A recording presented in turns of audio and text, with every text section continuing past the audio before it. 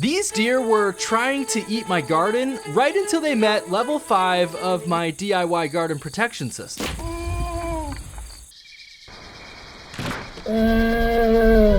Each level targets a different one of their 5 senses, in hopes of finding out which one we can best use to keep them away. Now, this all started because I wanted to show my kids the joys of gardening. We grew all of these little plants from seed and even remembered to water them. It was going great. But then the deer came. Hey!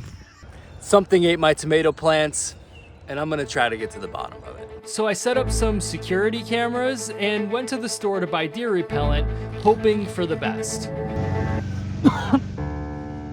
Now, a typical spray repellent works by targeting an animal's sense of taste. I'm thinking of it like the spray version of a really hot sauce, which hopefully the deer don't like the taste or the smell of. This is what we caught on the security cameras. During this time, I was spraying the plants 3 to 4 times a week, like the directions say. And it actually worked. Right up until it didn't.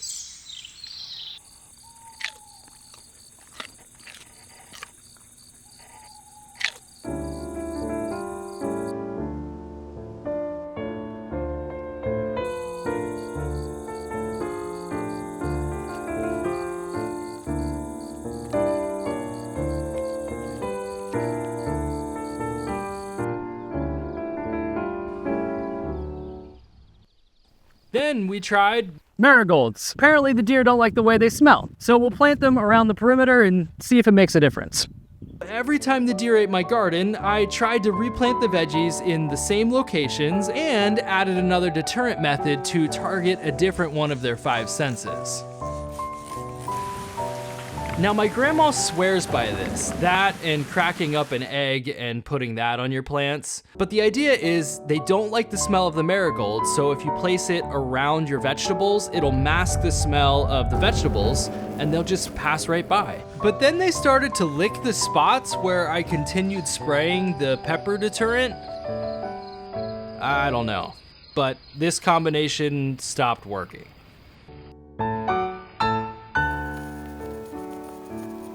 And they proceeded to eat the entire garden in one night.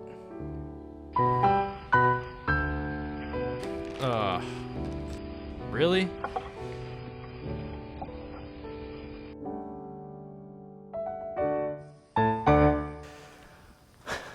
Time to step up my game with this.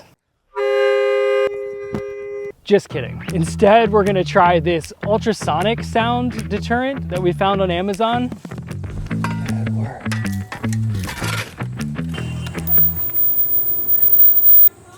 It sounds pretty terrible. Let's see if it works.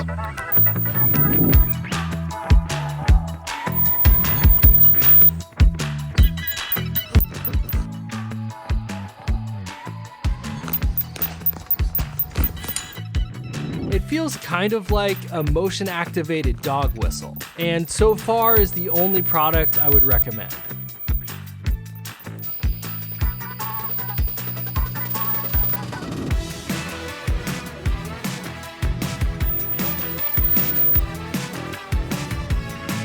I mean, look at that. 50 days in, and the deer are finally letting the vegetables grow in the garden. Well, this happened last night.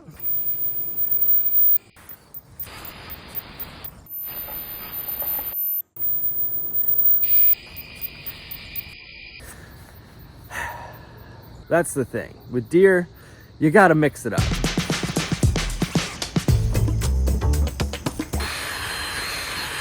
I heard deer hate the color red. For sight, I bought 4 of these motion-activated floodlights and 4 of these miniature wobbly men. Put them together. These 2 wires go to the lights, so we'll tap into that with wires going to the wobbly men, but we'll also have to add a 9-volt battery. That way, every time the light turns on, so does our army of wobbly men.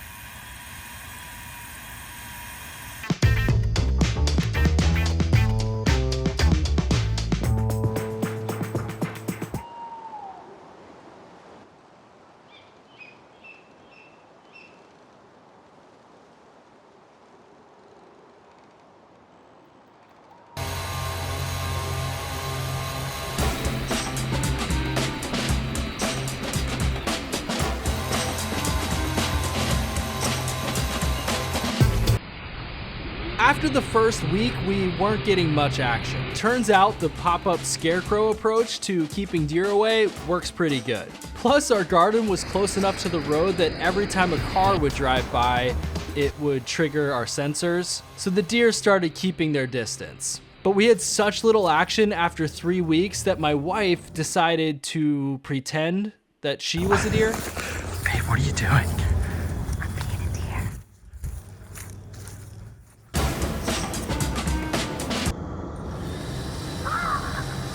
With gardening season nearing its end, we decided to take the wobbly men down and enter our final level, physical touch. Now we had several ideas for this.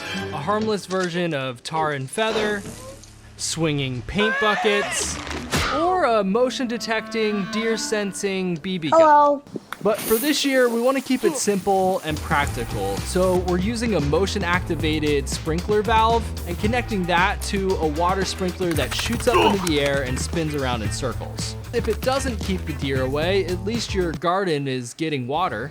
The deer aren't gonna know what hit them. Unlike the wobbly men, we adjusted the motion sensor to only go off when the deer were within a few feet.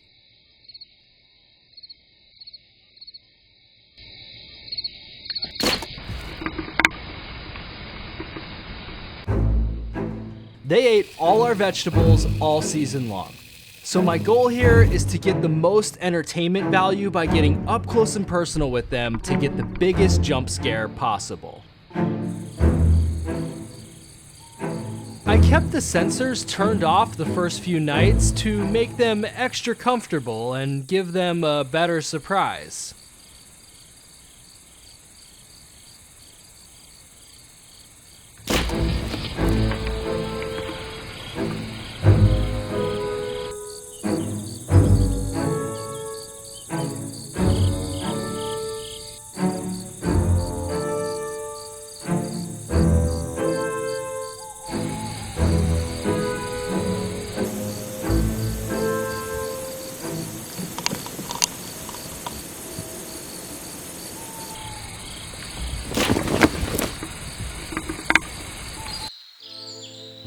They know they're guilty.